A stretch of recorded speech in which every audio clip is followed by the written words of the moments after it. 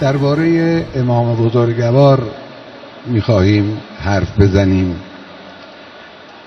یکی از عناوینی با اوصافی که درباره امام راحل عظیم الشأن ما کمتر به کار رفته است، کمتر از این عنوان استفاده کردیم، عبارت است از یک عنوان جامع که اینجور تعبیر میکنم من: مؤمن متعبد انقلابی. ما امام را با صفات متعددی همواره توصیف میکنیم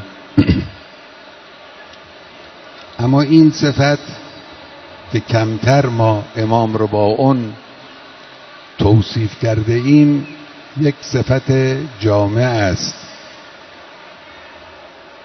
مؤمن است، متعبد است، انقلابی است.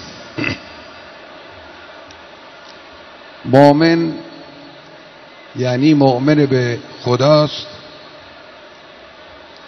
مؤمن به هدف است، مؤمن به راهی است که او را به این هدف میرساند و مؤمن به مردم است. یؤمن بالله و یؤمن للمؤمنین. درباره رسول اکرم هم این تعبیر در قرآن آمده است: مؤمن به خدا و مؤمن به هدف و مؤمن به راه و مؤمن به مردم.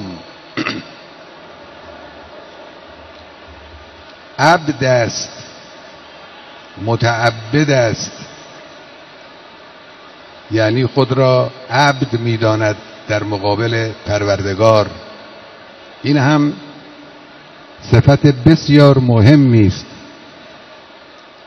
شما ملاحظه کنید خدای متعال در قرآن پیغمبر اکرم را با صفات متعددی ستوده است. انک لعلی خلق عظیم فبما رحمت من الله لنت لهم و صفات متعدد دیگر که هر کدام از اینها یک فصل فراوانی از خصوصیات پیغمبر رو بیان می کند.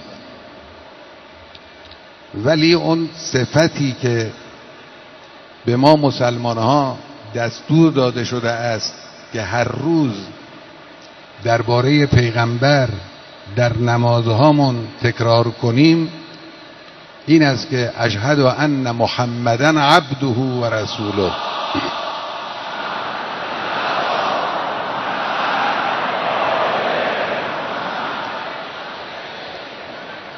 این نشان دهنده اهمیت عبودیت است.